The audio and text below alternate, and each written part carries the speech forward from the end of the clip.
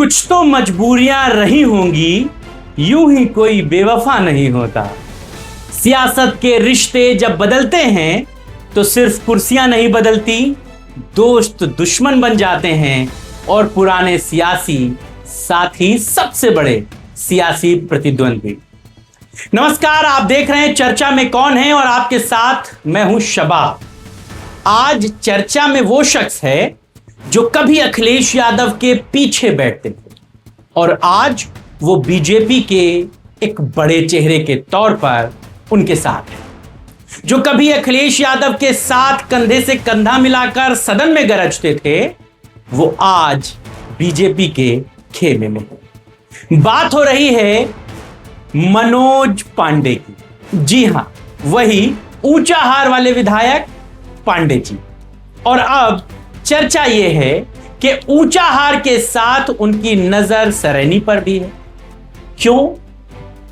यह वजह आप नहीं जानना चाहते हैं कि क्या ऊंचाहार में पांडे जी के लिए सियासी जमीन डोलने लगी है? क्या पांडे जी को अखिलेश यादव से गद्दारी करने के बाद अब यह एहसास होने लगा है कि ऊंचाहार में सब कुछ उनके लिए उतना ऊंचा नहीं रह गया जिसकी उन्होंने कल्पना की? आज बात इसी की कि क्या पांडे जी को अंदाजा हो गया है कि 2027 में अखिलेश यादव ऊंचाहार का हिसाब चुकाने के लिए पूरी ताकत झोंकने वाले हैं। 2024 के राज्यसभा चुनाव के दौरान उनके बीजेपी के साथ जाने और उसके बाद बदले सियासी समीकरण से रिश्ते किस तरह अखिलेश यादव से उनके खराब हो गए, किसी से छुपा नहीं। और यही वजह है कि अब यह खबर है कि मनोज पांडे सिर्फ ऊंचाहार पर नजर नहीं लगाए हुए हैं, बल्कि सरैनी विधानसभा सीट से भी अपने विकल्प तलाश। सवाल आपके भी जहन में यही उठ रहा होगा कि आखिर ऐसा क्यों?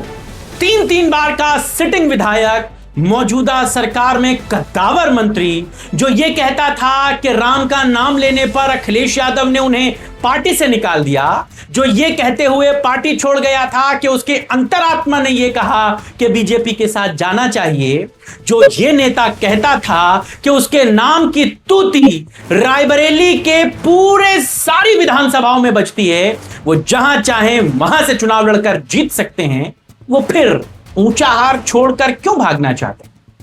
क्या पांडे जी को इस बात का अंदाजा हो गया है कि अखिलेश यादव इस बार उनके खिलाफ पूरी ताकत झोंकने वाले हैं? क्या उन्हें डर है कि जिस ऊंचाहार ने उन्हें 3 बार जिताया, वही 27 में अखिलेश यादव उनके खिलाफ वहां पर ऐसा चक्रव्यूह रचने जा रहे हैं जिससे निकलना उनके लिए आसान नहीं हो?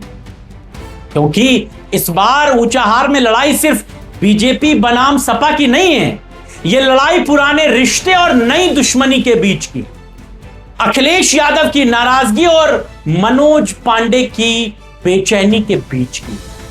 एक समय था, अगर आपने 2012 वाला विधानसभा का दौर देखा होगा तो आपने पांडे जी का जलवा देखा होगा। मनोज पांडे अखिलेश यादव के ठीक पीछे बैठते थे, जब भी अखिलेश यादव बोलते थे फ्रेम में वही कटते थे। अखिलेश सरकार में वो मंत्री थे, सपा संगठन में इंपॉर्टेंट जिम्मेदारियां थी उनके कंधों पर। लेकिन 2024 में जब उन्होंने राज्यसभा चुनाव के दौरान बीजेपी का साथ दिया तो रिश्ते बदल गए। अखिलेश यादव ने रायबरेली में मनोज पांडे का नाम लिए बिना कहा था कि एक विधायक उनके पीछे बैठते थे, उन्हें भरोसे का आदमी लगा, लेकिन वही पीछे पीछे बीजेपी में चले गए। अखिलेश यादव की बात आपको याद है? यानी अखिलेश यादव की नाराजगी अब कोई छिपी हुई बात नहीं। अब वो अपने साथ गद्दारी करने वाले, अपने को धोखा देने वालों का खुलकर जिक्र करते हैं। अभी कुछ दिनों पहले उन्होंने जयंत का भी नाम नहीं लिया, लेकिन जयंत की उस गद्दारी का जिक्र जरूर कर दिया जिसमें जयंत चवन्नी से कैसे रुपया बन गए। उन्होंने कहा कि हमने कुछ लोगों के साथ गठबंधन किया, चवन्नी को रुपया बनाया, लेकिन रुपया किसकी जेब में चला गया? यानी अखिलेश अब बिल्कुल स्ट्रेट फॉरवर्ड। सूत्र यह बताते हैं कि पांडे जी की ओर से चाहे कुछ भी कहा जाए, लेकिन बीजेपी के भीतर उनकी इच्छा ऊंचाहार के साथ साथ सरैनी में भी विकल्प तलाशने की है। अगर ये चर्चाएं सही हैं तो इसकी वजह भी समझ लीजिए। पहली वजह, अखिलेश नाराज हैं सपा नाराज है और पुराने वोटों के समीकरण बदल चुके। इस बार बदला सिर्फ राजनीतिक नहीं बल्कि चुनावी होगा। दूसरी बात, ऊंचाहार में मनोज पांडे की ताकत क्या रही? वो 3 बार से यहां पर समाजवादी पार्टी के टिकट पर जीत रहे, लेकिन इस बार उनकी चुनौतियां भी उतनी ही ज्यादा। ऊंचाहार में जो उनके लिए किला बनता है उसमें यादव और मुसलमान सबसे इंपॉर्टेंट रोल निभाते हैं। ब्राह्मण होने के नाते, समाजवादी पार्टी के कैंडिडेट होने के नाते ऊंचाहार में यादव और मुसलमान आंख बंद करके उन्हें जिता। यादव और मुसलमान समाजवादी पार्टी के साथ मजबूती के साथ जुड़ा है और 100% पांडे जी के समर्थन में वोट करता है। सपा के टिकट पर चुनाव लड़ते समय मनोज पांडे को इसी समीकरण का फायदा मिला, लेकिन अब तो पांडे जी बीजेपी में है। तो सवाल सीधा है कि क्या वही यादव और वही मुसलमान वोट अब बीजेपी के उम्मीदवार मनोज पांडे को वोट देगा, या फिर अखिलेश यादव इस पूरे वोट बैंक को मनोज पांडे के खिलाफ एकजुट कर लेंगे? अगर दूसरा विकल्प जमीन पर उतरता है, यानी मनोज पांडे के खिलाफ समाजवादी पार्टी का मजबूत कैंडिडेट उतरता है, तो मनोज पांडे के लिए सबसे बड़ी मुश्किलें यहीं से शुरू हो जाएंगी और इसी सिस्टम, इसी समीकरण के चलते मनोज पांडे दूसरा विकल्प सरैनी में तलाश। तीसरी चुनौती पांडे जी के लिए क्या है?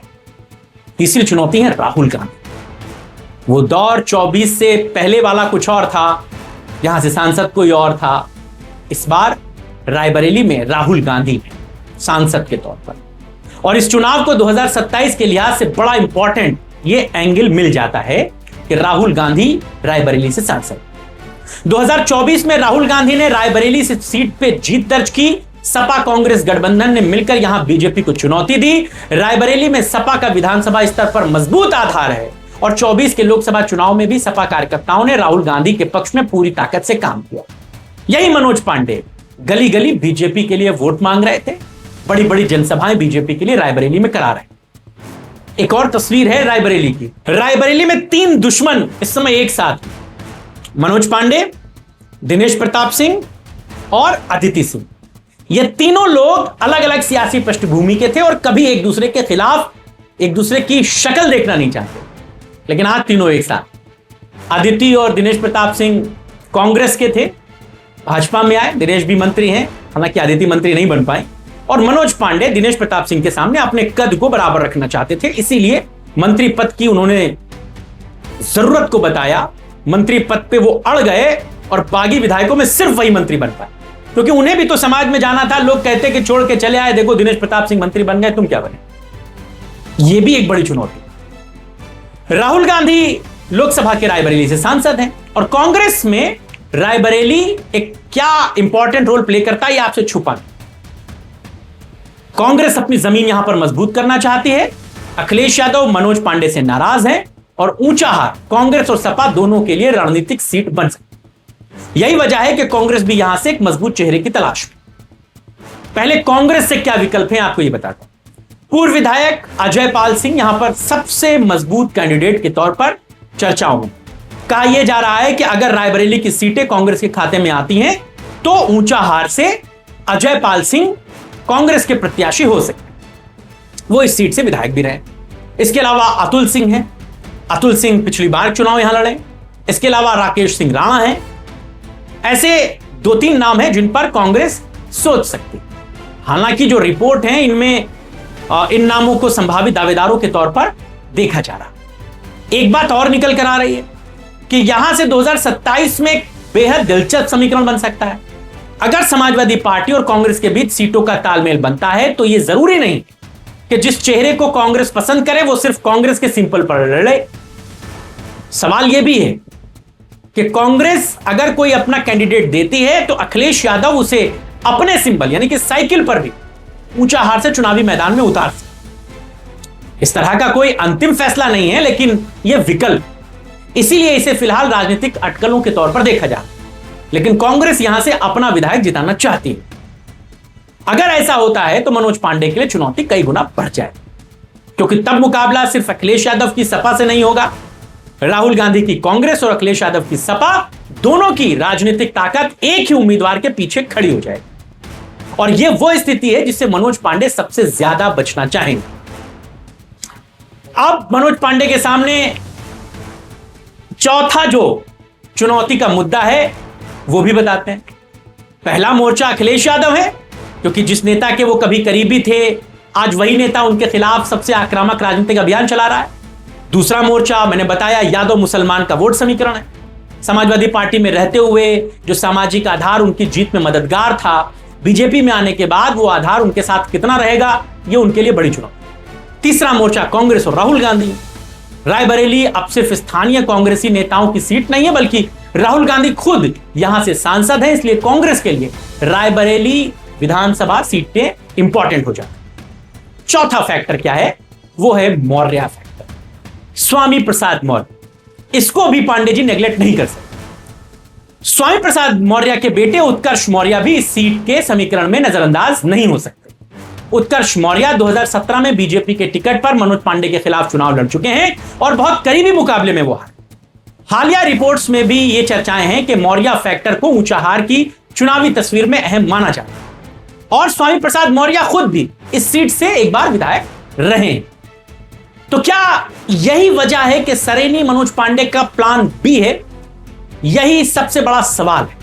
अगर बीजेपी उन्हें ऊंचाहार से ही मैदान में उतारती है तो उनके पास 3 बार की जीत का अनुभव तो जरूर है, व्यक्तिगत नेटवर्क हो सकता है, बीजेपी का संगठन हो सकता है, लेकिन अगर ऊंचाहार में सपा कांग्रेस एक मजबूत उम्मीदवार के साथ उतरती है और अखिलेश यादव इसे अपनी प्रतिष्ठा का सवाल बना लेते हैं तो फिर पांडे जी के लिए मुसीबतें बढ़ जाएंगी।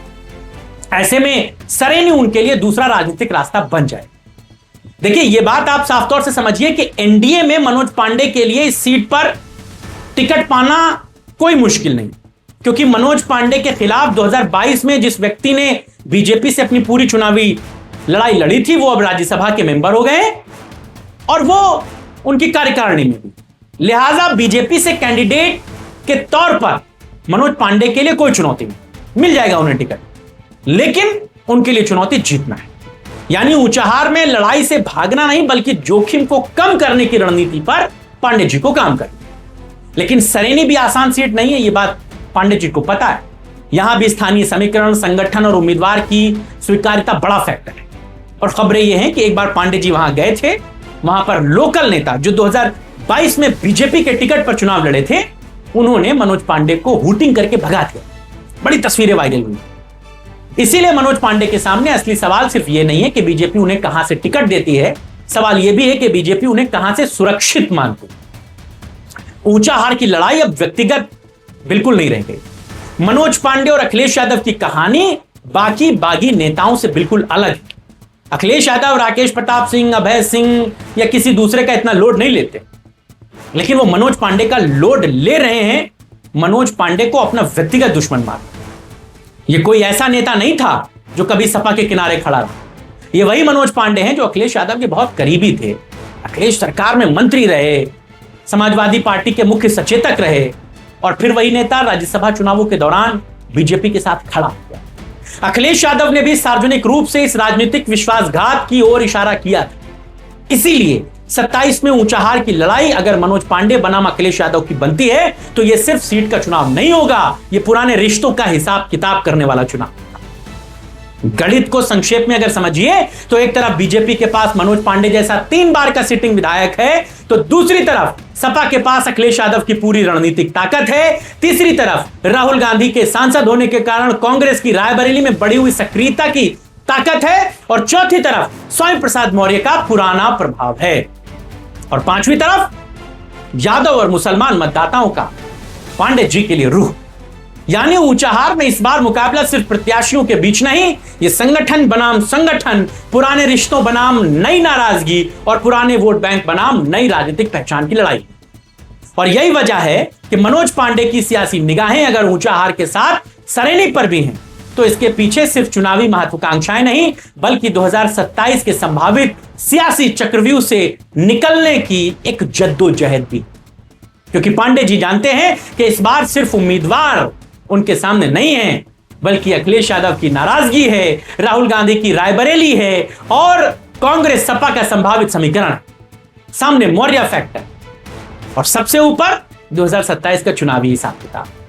अब देखना यही है कि बीजेपी मनोज पांडे को ऊंचाहार में उतारकर अखिलेश को चुनौती देती है या सरेनी के रास्ते उन्हें एक नया चुनावी मैदान देती है। क्योंकि 27 में रायबरेली की ऊंचाहार सीट पर एक बात तो तय है कि यह चुनाव मनोज पांडे के लिए सिर्फ चौथी जीत की कोशिश नहीं होगा, यह अखिलेश यादव की नाराजगी का सबसे बड़ा इम्तिहान भी होगा। आप इस खबर पर क्या सोचते हैं? मनोज पांडे के मंत्री बन जाने के बाद उनके लिए रायबरेली में ऊंचाहार में कितनी आसान सी राहें हैं, और जो खबरें सरेनी के लिए चल रही हैं उनमें आप कितनी मजबूती, कितना बल दें? अगर वो सरेनी से लड़ेंगे तो उनके लिए क्या अपॉर्चुनिटी, बताइएगा। आपके राय, विचार और सुझावों का इंतजार रहेगा। इस वीडियो को बनाने में मदद की मेरे सहयोगी सुशील कुमार। नमस्कार।